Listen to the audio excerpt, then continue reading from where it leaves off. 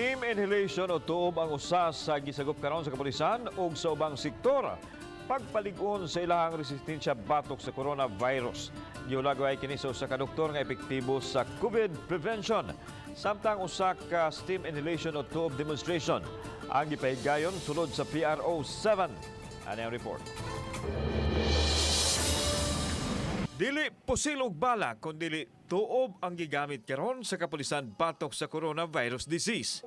Si Konsehal Jerry Guardo, kansang pamilya, nagpasiugda kaniadto sa mga alternatibong pamaagi sa illness prevention. Nangunay sa pagpaambit sa pamaagi sa insaktong proseso sa steam inhalation. Gikan sa takuri, gibubo ang init nga tubig sa planggana. Dayon, ang mga sambog nini sama sa hiniwang lemon, dahon sa kalabo o oregano. Gisulob ang panapton o tuob gown. Dayon, nagbukot ang konsehal.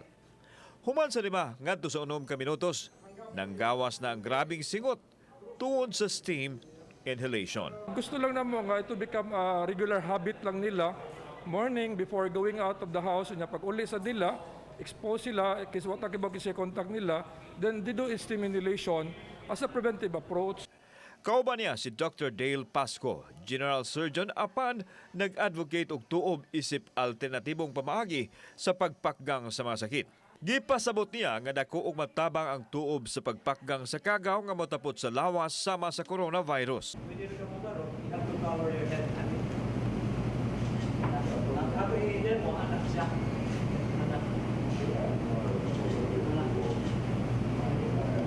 Symptomatic ka, hindi mo 15 minutes. Kung natin symptoms na cough, isip ka ginawa, 15 minutes. Pero wag pa kayo mga symptoms like positive COVID, pero wag kayo symptoms about 6 to 10 minutes.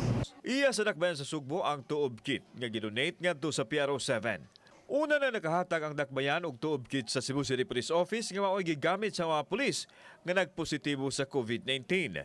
Gihulagway nga mao kini ang nakatabang sa pagpabilin nga baskog sa mga COVID-infected nga mga pulis. Our survival here our recovery here in Central Visayas is encouraging, and with the donation, this is another added therapy on our effort to have a faster recovery of our all COVID-19 patient. Samtang iklaro sa mga opisyal nga anaa sa mga tao kung mosuway sila sa tuob isip alternatibong pamaagi sa pagpanalipod batok sa COVID, ilabi na karon nga wala pa'y bakuna o tambal niining novel coronavirus. Kini ang demonstration sa steam inhalation o tuob nga gipasugdahan usab sa usa ka health expert at tubangan sa mga frontliners sa Philippine National Police diri sa Central Visayas nga i-apply usab kini sa ato ang kapulisan isip pagmintinar sa ilahang kabaskog sa panglawas being the frontliner ining COVID-19 pandemic. Kauban si Marlon Milgaso, ako si Alan Domingo. Balitang Bisdak.